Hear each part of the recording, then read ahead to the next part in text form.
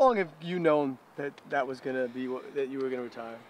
Yeah, it's you know, it's been something that, like I said, my family and I, and my wife and I have been talking about for a little bit, probably known for a few months, just trying to figure out what the right time was for me, the club, and what made sense. And it seemed like the perfect time was at the banquet with, you know, your teammates, all the staff, and front office and sponsors as well that you've gotten to know over the years.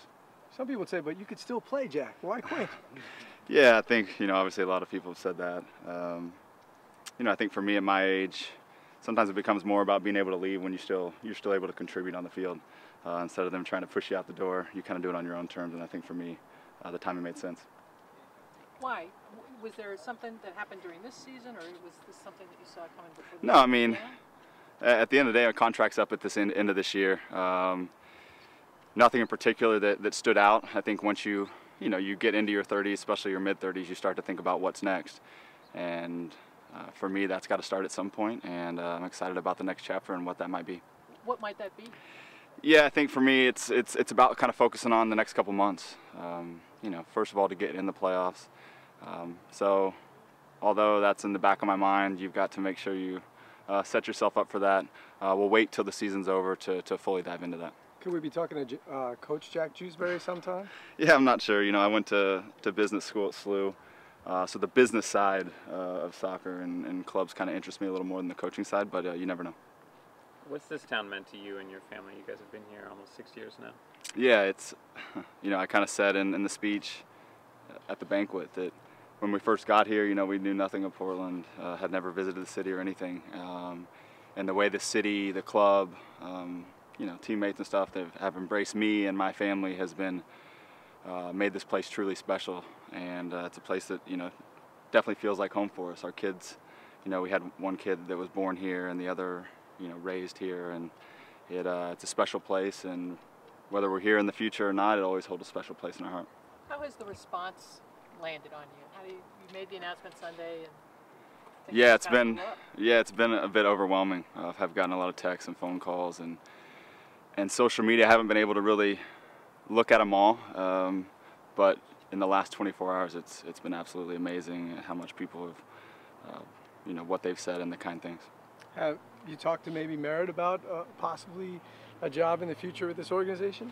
Yeah, there have been some initial conversations about what's next, but like I said, I think both parties are focused on the task at hand, and right now that's finishing the season strong and trying to repeat with another MLS Cup. I know your kids are still a little young, but you're running around. How'd you tell them, and what was their reaction? We kind of waited till the last minute. Our oldest especially kind of understands what's going on and finally gets what Dad does for probably the first time in her life.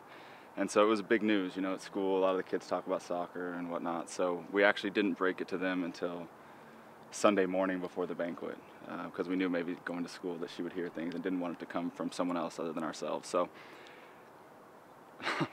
it's kind of a funny story, but you know, we're telling them, and our 4-year-old doesn't understand at all.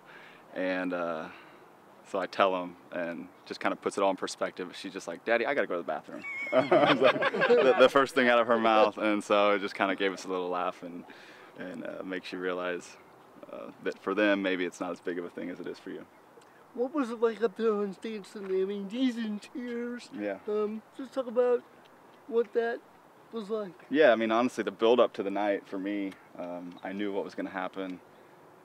You know, had spoken to a lot of the guys about it, but as emotional as the night was, when you get up there and you see, you know, your teammates, and especially Darlington, the way he got a little emotional on stage, I tried to keep it together and didn't break down, but it was definitely tough. You know, there's a lot of special people in that room that have meant a lot to my career in this organization. Obviously, my wife being there, and it was a special night for sure, and one that I'll always remember.